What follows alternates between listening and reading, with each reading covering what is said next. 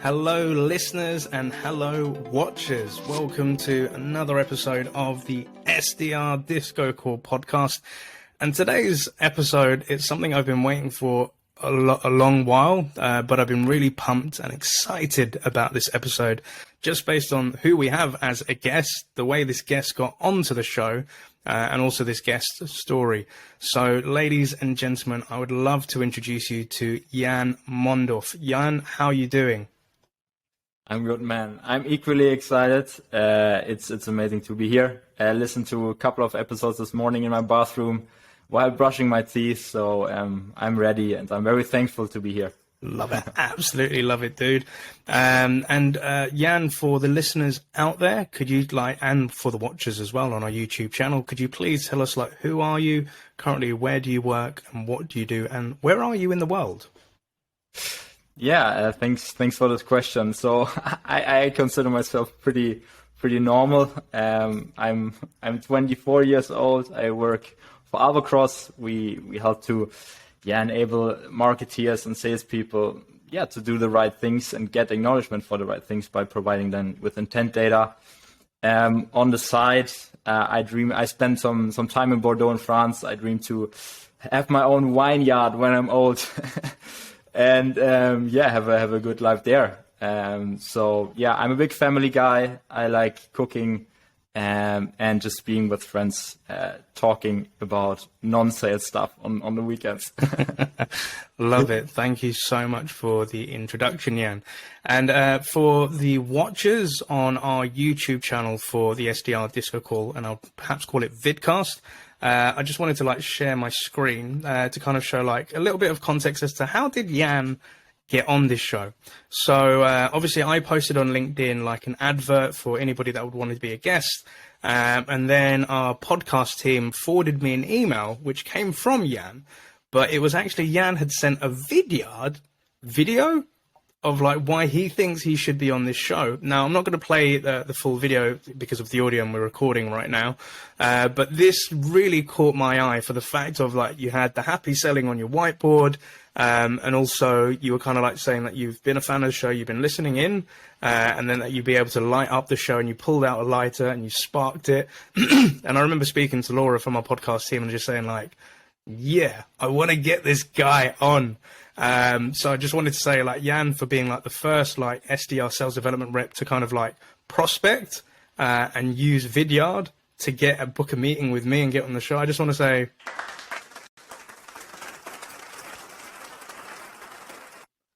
dude, just wow, you really got me pumped when I saw that. So again, everybody out there, I'm a big fan of video prospecting and using video. So Jan, again, congratulations for doing that. But also, whilst we're on the subject, obviously, as a good SDR does, I went out to LinkedIn to kind of check your background. And for the listeners and watchers, I'll be putting Jan's LinkedIn profile in the show notes. So if you want to connect with Jan, feel free to reach out to him. But you've had quite an interesting career. So if we come back to way back in the day, you've done actually quite a hell of a lot before you came to Albacross. So you've worked as an event manager. You've been a member of the board at a company. You've been a digital marketing consultant. You've worked in marketing operations. You've also done a stint in hospitality. You've been a BD. You're a member for the T-shaped sales community. You're also a member of the great group, which is the SDR Nation. And obviously you've had your experience working at Albacross for the last 11 months as an SDR. You've been an RDR, you've been a senior RDR, and now you're a team lead for revenue development. And I was just dude, we need to get this guy on the show ASAP. But also, Jan, when you came into the call on our intro a few weeks back, you were also the first guest to bring a visual slide detailing your career. And I was it just keeps getting better. And for the watchers out there for this show, Jan, you've actually got that slide as well. So by all means, please share your screen and let's show the watchers. Yeah, of course. I love to do that. I will quickly see a mirror, but then I will switch. Let me know if you can see. Yeah, we can see your screen. So please walk us through your journey, dude. Yeah, no, but first, Neil, thank you so much. Like, I'm German. I'm not used to getting so many compliments in this short time, not even on my birthday or Christmas. I think it comes all down to that I believe in purpose. Simon Sinek start with why is my Bible. And, you know, that's why we at Albacross and my team or our team believes that, you know, we do certain things for a certain reason, and the sooner and better we understand these purposes that shaped our lives, maybe in a good or negative way, the better we can align and have success together. So that's what I did for Neil. So basically, I'm born in southern Germany. Born on the 6th of June 1996, and I'm born into a family. I'm the largest one, so this icon here, that's me. I have a small dog, little brother, little sister, and it basically went up pretty well. I had a lot of friends, but at some point I had to move from the southern part to the northern part of Germany, which was quite tough. So you see like a small dip here. Because my father had to move for work, and you know, when you're 6 years old, you don't see your parents. It's like really, really hard. So we decided to move on, move cities. And there I basically had no friends, so I had to start from zero, which sort of taught me how important it is to have good friends, and also how important it is to stick to your family and like help each other out. And at the same time, I started to play field hockey. I know in the UK and the US, it's very dominant for lady sports, but in Germany, it's quite big. It's actually the most successful Olympic sports. There is team sports. And so I started to play on the side. So I was never, like at that stage, a good student by any means. I was like mediocre. In Germany, you have 1 to 6. I was classic 3. Yeah. But I had to learn how to learn in order to play hockey, because I was really enjoying it and had fun. So it started to become very structured and very determined in the way I had to be able to train out with my friends in the pitch. And it went up. I had some injuries, but it's actually quite steep trajectory. I played for a smaller club, then a regional club. Then I made it to the regional team with all the best players in the regional team, and at some point also on the under 16 national level. So which was brilliant, because I love to compete. I love to surround myself with the best, because I never want to be the smartest one in the room, because then you don't develop, right? Yeah. And so it looked very well. And my dream was to like win a championship sometimes with my little brother. You can see him here, who also played hockey. But on my 18th birthday, it was actually the 6th June 2014, I wake up in the hospital, and the doctor tells me in the morning, "Hey, Jan, your career's over because you have a hip injury that won't make it possible to compete on an elite level again." And that was super tough, you know. 18th birthday in Europe is the day you celebrate. Become a man, like it's like you're 18th, you become an adult, and then you're hit with this news in the doctor, right? Exactly, and you're like, shit, like I hit the rock bottom, as you would say. Yeah. Then I decided, hey, actually now I can do a lot of things that I couldn't do before. Like I had my first drinking coffee with some friends. I never did this before, you know. I actually decided to move to Sweden to get out of this community, because all my friends, they played hockey. My little brother still is playing hockey, very successful, but I had to find my own path. So I studied in an international business school. First I was an au pair, actually. I was a nanny, learned the language Swedish, took care of small kids, learned how to read night tale fairy tales to kids that they fall asleep, you know, learned very practical things. And also, actually applied on my phone in the underground to a university, because I was like, hey, why don't I stay in this country? And I failed my first exam, so you see another dip, because I wrote 5 words too much. But actually, I could apply a lot of the things that I learned, my passion, my being structured, and my ambition, to become 2 times honored graduate in both my master's and my bachelor's. And then I always thought, and this is a question I think that I heard from a lot of people, is that they didn't want to end up in sales. So I actually thought I would become a consultant. Like that's what you do when you have an MBA. That's when you do strategy. Yeah. So I wanted to do the same. but came around this little thing called COVID. Yep. This little thing. Right. So they actually called me and said like, "Hey Jan, how are you doing?" I was like, "Oh, I think I know how I will be feeling after that call." And I don't think it will be fun. So I lost my job there, which was, in May, actually a year ago. Yeah. But it was, and again, a challenge, from the things I learned there. I had a lot of friends in SaaS. I also applied for Salesforce, didn't want to move to Dublin yet because of the pandemic. I'm a family person, you can see here. Yep. So I actually applied as an intern to Albacross, and that was a quite step down, like small salary, not flashy, I got a old computer, I got like small things, and then it was just here's a headphone and go. And started to work my way up pretty quickly, actually, to junior, to senior. And right now it's the 28th of May, 2021, where I am working as a team lead together with a team that truly believes that, winning as one is the only way to go at Albacross. So, that's a bit more about me. Wow, dudes and dude, it's like, again, like...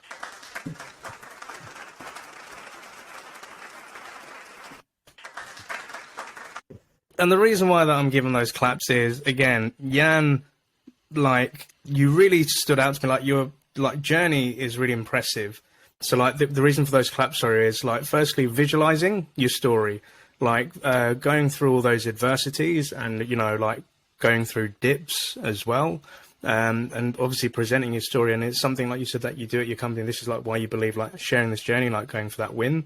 That's frigging inspiring. That's just the best way that I can put it. But I think it's also interesting to see that, a lot of the guests that we've come onto the show, we typically talk about, what is their sales journey, like what's happened, like from the moment of studying and thereafter. But you've kind of like started it right from the beginning as to like prominent dates in your life that you remember those dates. And I think it's very important to remember like where you've come from. And again, right now, like, even though we're not sharing that screen, I can still see those images. And I can remember those key points, like with the hockey thing, like not working out, waking up at hospital at 18 and on your 18th birthday saying, okay, you're not going to be able to do this anymore. And then hitting those dips of, okay, I'm going to go studying, but then there's this pandemic, I'm going to move to another country, I'm going to be like an au pair looking after kids.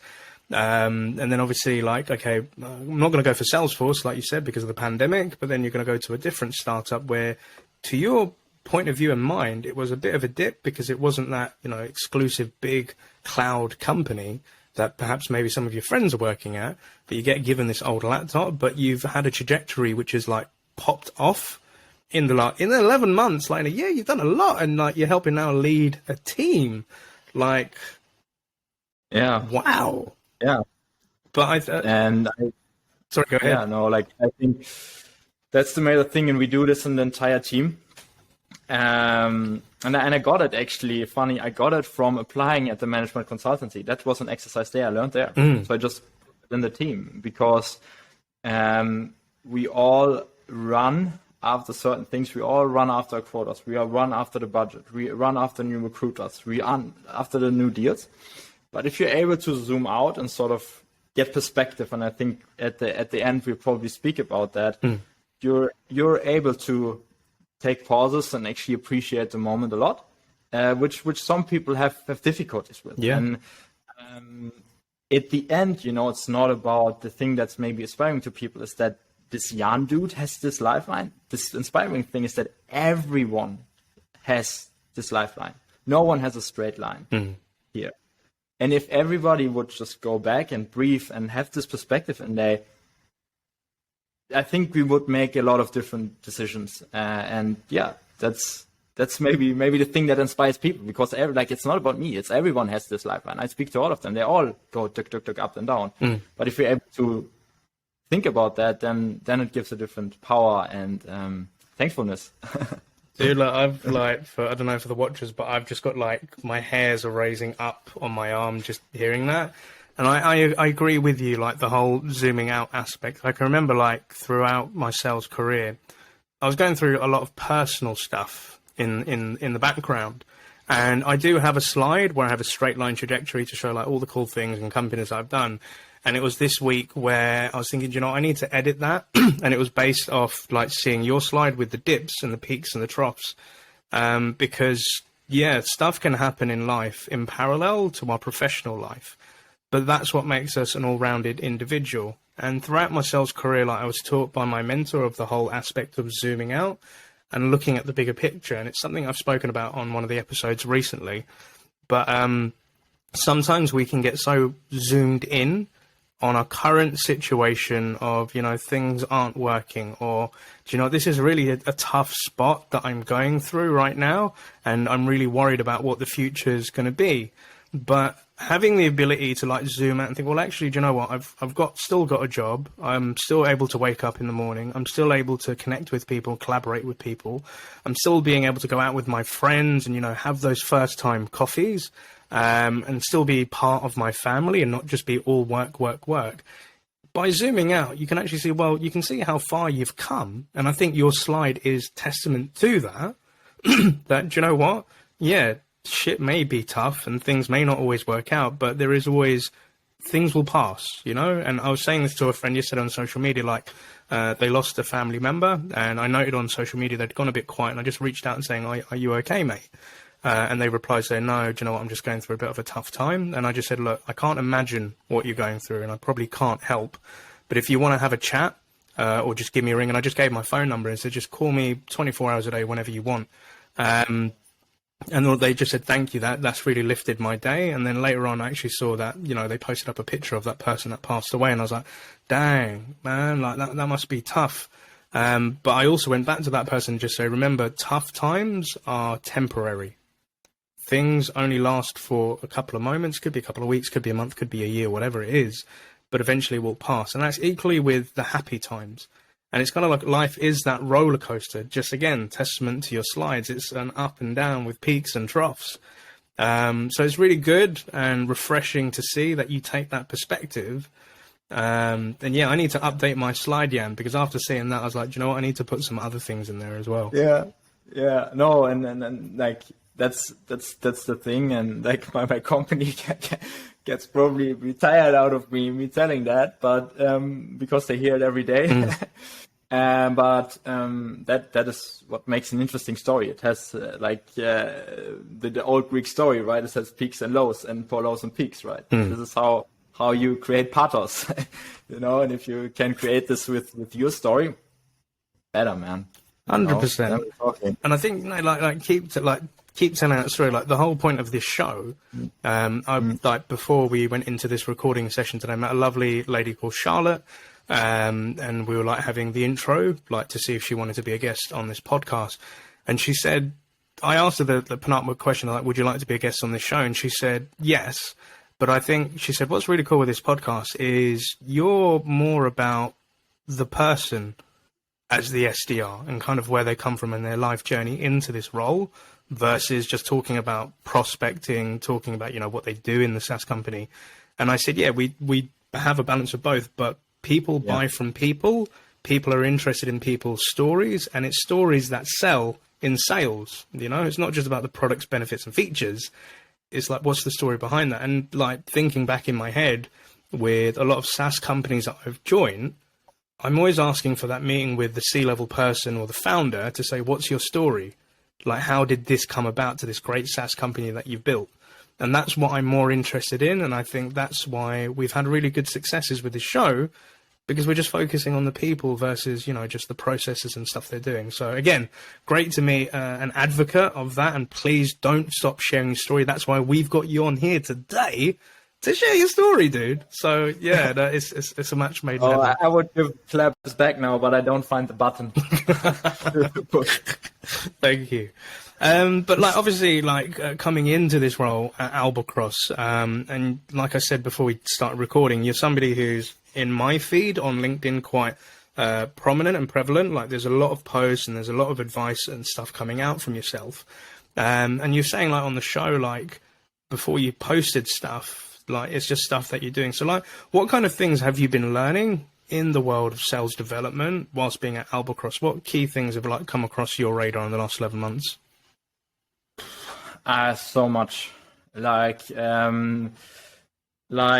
It's really has been a journey from, becoming an individual contributor towards shifting, towards taking more responsibility, and then also giving back. And people start to, you have to care about the people.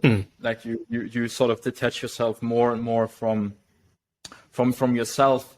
And because in the beginning, right, it was like, I have to hit my quota, I can get my head down, like I can totally focus on myself. Like, let's speak about my day, for example. I could just time block my day according to my priorities, and then at the end of the day, I can go home. But like moving now into this team lead role, you start to see that you actually have to elevate others, right? It's all about elevating autonomy and leader-to-leader relationships within the other people.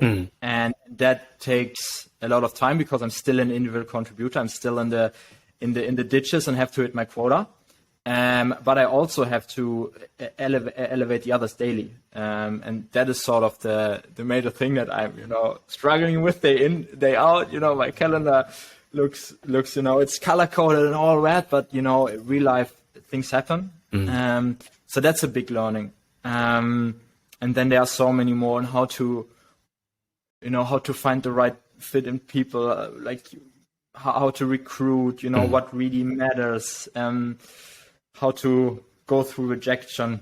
This is a big thing everybody speaks about. I remember the first time I got rejected, I nearly cried, I wasn't used to that. I was like, because people right now in the pandemic, I have experienced two things, like super polarized. They really dislike you and will tell you very clearly. Yep.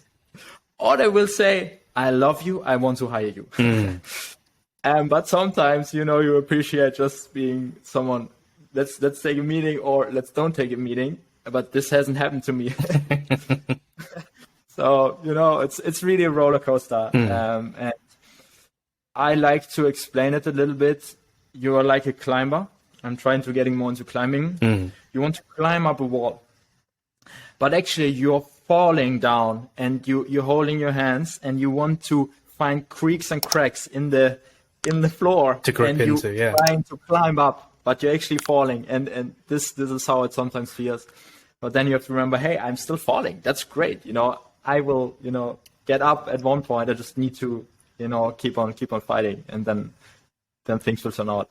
Very philosophical answer because so much I learned, but I hope it makes sense. Yeah, no, definitely, dude. And I think there's some definitely interesting points in there. So like you said, so initially like being an individual contributor, so like you're helping build a pipeline, you have to hit quota, help generate meetings and, speak to people.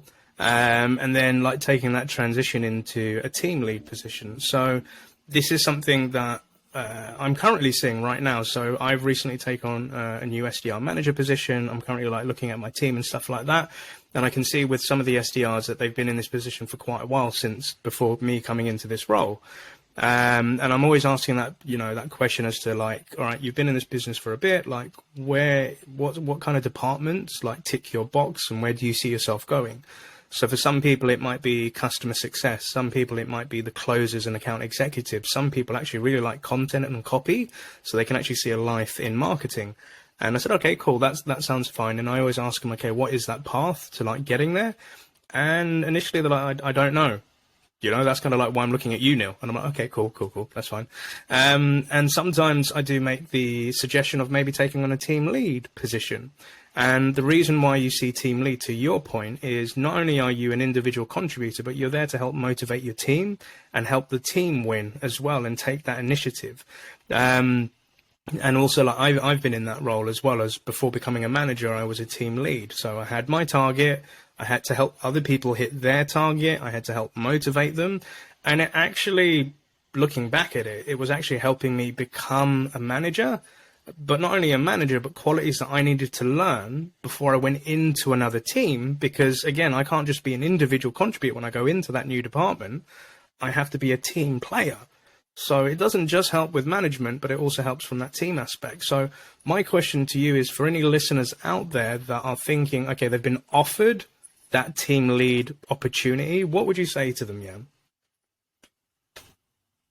I would say, if you want to take the next step, and I would say, like, it depends on what they would like to do and what they care about. Because I totally get the role that, like, I don't care about my team, I just want to close. Then I would not recommend it to maybe not become a team lead directly. Maybe you first do the closing path and then you can decide to go into management. Because I totally get that you are, if you don't find satisfaction in seeing others hit their quota and you only care about your commission, then don't do it. Yeah. Don't do it. Like, you will only find it annoying. You will waste your time. You will be unhappy. Don't do it. Yeah. But if you get satisfaction and fulfillment and purpose by seeing others thrive, man, here you go. Here's your challenge. And this is one of the proudest things, like, during the couple of last months. Like, everyone in the team has hit quota month over month now. Not like we all reached the team quota, but every individual contributor. And that's boom. Like, I could help Dale, hitting his goal. I can help Joseph hitting his goal. And that's fantastic. And I if you like that feeling, if you feel like cool with that, then run. Love it. I love it. And you're 100% right. Because yeah, like, if it depends on what motivates you, right? So I think, like, when I've gone in through companies and the question is asking me is like, Neil, what motivates you? Jan,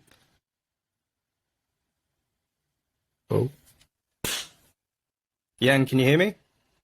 Yeah, I can hear you. Okay. Can you hear me? For some reason, your video has stopped. It says Jan's video has been disabled due to internet quality issues. Their video is still recorded. Okay, so your video is still being recorded locally. This has never happened before, but it may come back on in a moment, but not the end of the world. I've done this before. So I see everything. Like, I see you can still see me, yeah? Yeah, I can see and hear you. All right, no worries. I'm just going to put another clap in just to cut this bit out, and I'm just going to continue on. Yeah. So yeah, totally agree with you, because in terms of, like, experiences seeing this, it depends on what motivates you. So throughout my career, I've been asked a question like, Neil, what motivates you? And for me, I always used to say, well, money doesn't really motivate me. Like, it doesn't. What motivates me is winning and seeing other people winning and helping them get to that win. And then with other, like, colleagues or peers that I've worked with, they are money motivated. They want to hit that target. They want to make good commission. They want to buy nice things. They want to travel and, like, have the lifestyle they want. So yeah, there are different ways. And to your point, like, if you do enjoy motivating and others win, then perhaps you could take on that management or team role. But if you want to be that, I wouldn't say so much of a lone wolf, but, you want to hit your goals and it's about what you want to get. And, if a team thing isn't for you, then yeah, go for that closing role if that's where you're good at. Focus and do what you love, right? And the other piece was, like, your mountain analogy. I love that as well. So I think when I was a young SDR, like, I always wanted to get to the top of things, right? Like, I wanted to be top SDR. I wanted to be, like, top performer. I wanted to have a top team. I wanted to achieve certain things in my life. And I always had this thing of, like, having to get to that top of the mountain. And I loved your energy. Like, you may find nooks and crannies and cracks and where you're trying to, like, hook into, and yeah, you may fall down and have that dip, and then you'll, have to dust yourself off and keep climbing. But what I've come to the understanding, Jan, is if I get to the top of the mountain and then I'm looking back, I'm always continuously looking down, and that could be down on achievements. That could be down on team members. I actually realize I don't want to be at the top of the mountain. I think where I want to be is on the other side of the mountain at the halfway point. That's where I want to be, because I want to climb. I want to get that achievement, but then I want to be able to climb back down to that halfway point and think, looking back at that top, that was really cool. I want to get down to the other mountain safely and I want to get down to the valley, and then I want to go up to the next mountain. It's that constantly like climbing over. What were your thoughts on that? Yeah, I like it. Actually, like the analogy specifically is from a mentor of mine, so I don't want to take too much credit for it, but it's a great story. But I see that the mountain is ever growing. I don't think you can reach the top. You know, I like that. You know, it's just the next mountain, and every day starts at zero. You know, in hockey, in elite sports, you know, you won a game. Cool. Go ahead. You hit quota. You did your job, man. Like that's what you get paid for, right? So next game, new challenge and new combat, and you go out there, and every day starts from zero. And a lot of people get scared by that. It's scary. I'm super scared as well. But face it, you know, like take the energy you had coming into, take that self-confidence. It's not hard, you know. I don't want to sound it. It's like easy for me. It's not. It's a struggle every day, you know.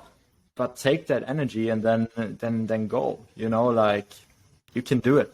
I love it. And yeah, you're right. It is always like, yeah, you get to that top. Okay. So you've made it to the top of the mountain. Now what?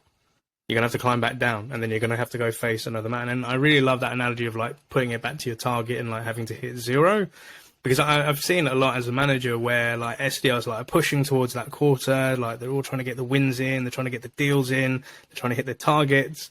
And I'm always like, just remember, like once we come to the end of this quarter, it all goes back to zero again. And we've got to climb that upper mountain. So I think for the listeners and watchers out there, that's something to bear in mind. Like, it's not always just trying to be like getting to the top. It's getting to the top, surviving, and being able to climb down safely and learning from those experiences of that mountain climb to get ready for the next mountain. And that's how the best mountain is, you know, climb those mountains. I think Wim Svets is somebody that I met a couple of years ago, like a top mountaineer.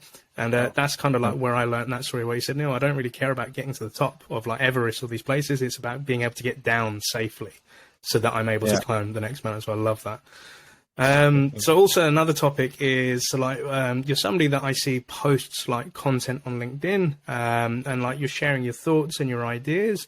And a lot of SDRs ask the question as to like, I want to be more active on LinkedIn. I don't know what to post, and I'm worried what other people may think or say. And to be like, to credit to you, Jan, I don't see those fears or stuff like that. But for somebody that posts content on LinkedIn, what sort of stuff do you post, and what stuff do you talk about, and what's like, you know, inspired you to start doing that more?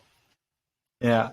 So I think there are two things that, well, first of all, I'm quite happy that I am like, I moved to a new culture. So I like in Germany, in Europe, it's very conservative. Like people are afraid to share stuff on there, on that. So I sort of learned for myself, like people can they have a free choice, you know, like you can put the things out there. And in the team, we believe in the spirit Ubuntu. So the better I am, the better you are, because I cannot be threatened by you because you're good, and the better I am, the better you get, sort of thing. So I just thought I want to put out content that shows two things. It shows experience and expertise. So things that have been working for me and are from real life situations. And I'm going to share them. Like these are all like real life situations where I had a question and I tried to solve this, and I could overcome that in booking the meeting, getting the next step, blah, blah, blah, blah. And that's what I try to share. And I think that's the content that the people like to read, or at least I personally like to read. I try to share my successes or the things that work for me at least 2 or 3 times a week. And I even made a post about that you should not always take everything for granted what's out there, because you always have to ask yourself, okay, what's the ICP?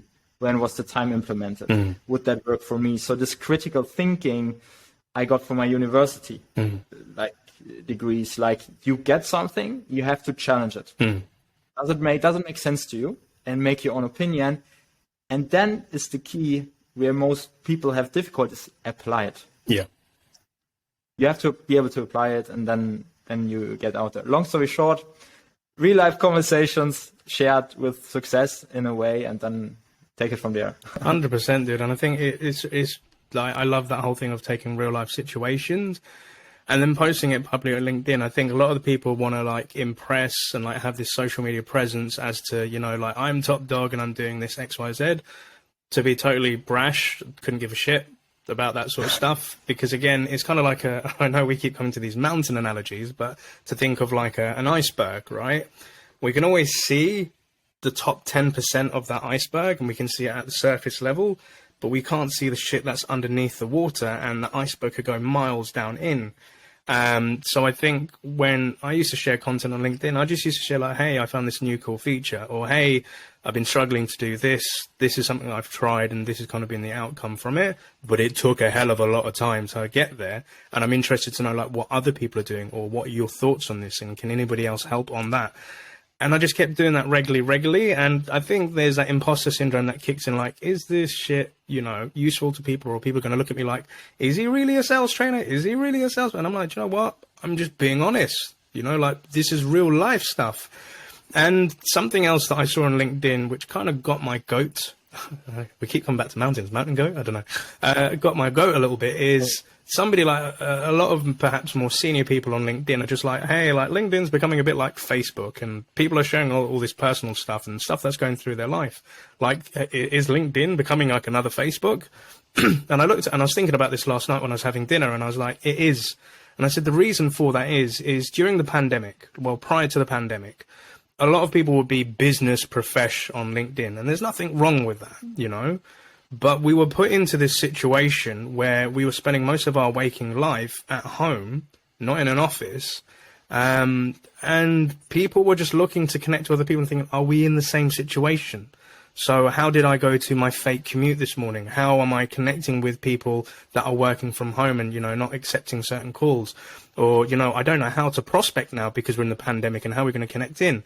And then off the back of that, what started rolling was creative stuff. So people were down. So people would put funny videos, like people like Tom Boston, like Sales Loft, you know, putting out these cool videos. And then it inspires other people to say, oh, actually, I can share a picture of my family. Or I did this working with home, but with my kids as well, or my pet dog. And it was because there was this paradigm shift of, do you know what? We can share what's happening in our real life with a bit of business context. And is it becoming like Facebook a bit? I wouldn't say it's becoming like Facebook. It's just, it's becoming more people orientated. And that's the whole purpose of LinkedIn, right? To connect with people. Not, people don't really give a damn about your company, your solutions, stuff like that. People don't want to be sold to on LinkedIn. They want to know the stories and what people are doing. So that's kind of like what caught my attention when I started seeing your posts, because I'm like, yeah, you keep it real. It's insightful. It's interesting. And just please keep posting, because I love your posts as well, Jan. Thanks. But yeah, this has been a great show. And again, I promise to the listeners and watchers out there, this is my last mountain analogy. But Jan, if you were, you know, you've made it to the other side of the mountain and you've looked back and you could see a couple of mountains that you've overcome and like climbed, but you can see a younger Jan from a couple of years ago who's about to start his first mountain, what would your 3 bits of advice be to that person? Yeah, and that's a great question. First one is, like, be an entrepreneur in your market, right? Because people look for a playbook they can use and apply, and then they're going to be successful. Long story short, there is no playbook to be successful. Yeah. Right? Yeah. If like, that's why they are so tempting, because you think you do this and then you're going to convert all of these companies. So be protectful with your time and be critical about the things you read, and then craft something out of it by yourself and test it. Right? So I remember when I started to post on LinkedIn, I said, like, I had this crazy success. I booked this great company within 3 days, and I got the entire marketing team on this in 3 days through a cold email. I need to share this. Like, I haven't seen this before. My friends were going to the pub and having some beers and were laughing at me. It's like, hey, you want this? Yeah, write this later. I was like, no, man, I'm just going to try it, you know, and got like 50 comments and blah, blah, blah. I was like, oh man, cool. People haven't heard about this before. So be entrepreneurial. Challenge the status quo and try to find the best way for you, and don't let anybody tell you that's crazy, you shouldn't share this. Try it out, see what works for you. But this comes like being thoughtful with your time, having this like fanatical prospect, like CEO mindset, right? Like you own your own business, because in the end goal, that's what you get just on. So that's the first one. Love it. The second one is perspective, right? From the graph, you see that everyone has this ups and downs, and everyone has this highs and lows, and everybody comes from a certain standpoint. So in our team, we all have these lifelines. So I know that Iris comes from X, Y, and Z and has climbed these 4 mountains.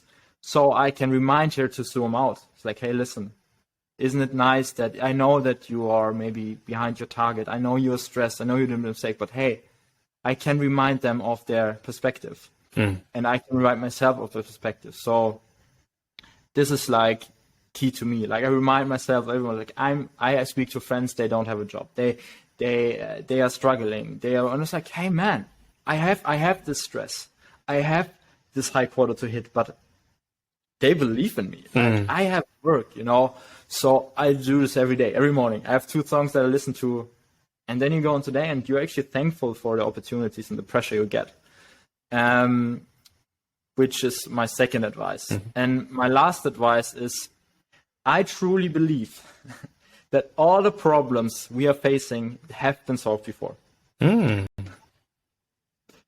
Right? So you just have to go out there and ask the right people and surround yourself with the people that have gone through these paths. Right? So like, I need to know how to build X. I speak to Matt at Chili Piper and ask him if he can help me with that. I have to find out how to get direct dials in the US.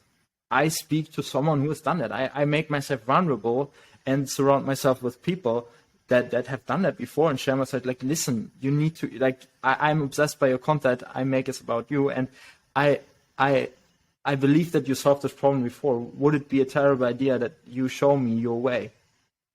And this has been working for you. I speak at least to 3 to 4 like lunch and learns a week with other BDR team leads. Like, hey Cornelius, how are you doing? Hey Dario, what's up? Like I have this crazy one-on-one. What should I do with that? Because we're all in the same boat, in some degree. Yeah. So that's the 3 things. So be entrepreneurial, perspective, and like problems have been solved before. You just have to write the right people.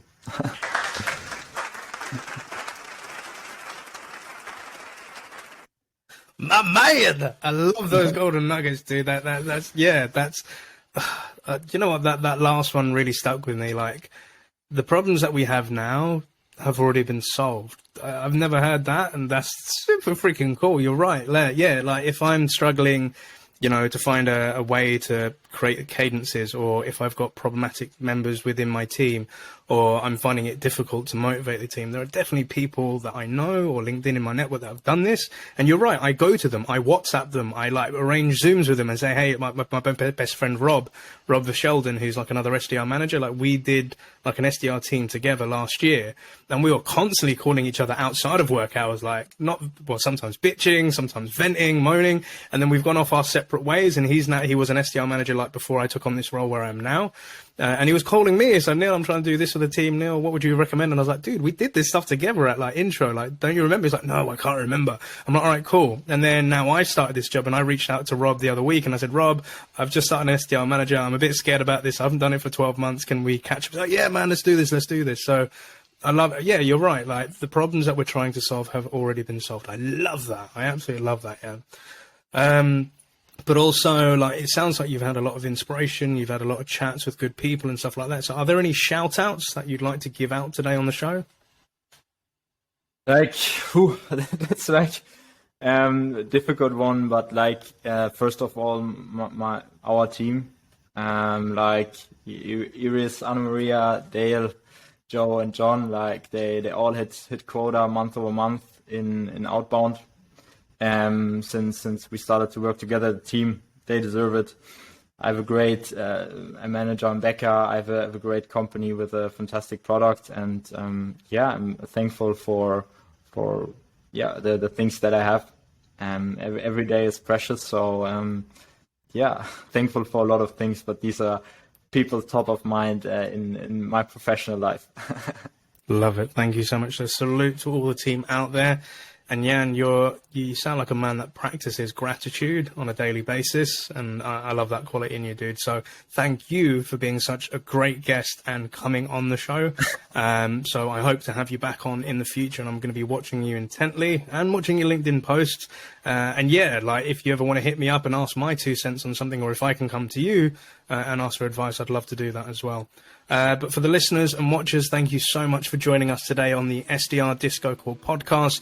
Don't forget to subscribe to our YouTube channel if you want to watch the video version of this, or give us a thumbs up or rating on your local podcast provider. We'd appreciate that as well. And we're also always on the lookout for guests, so get in touch with the team. But Jan, have a great week, and most importantly, happy selling, my man. Likewise, man. Thank you so much.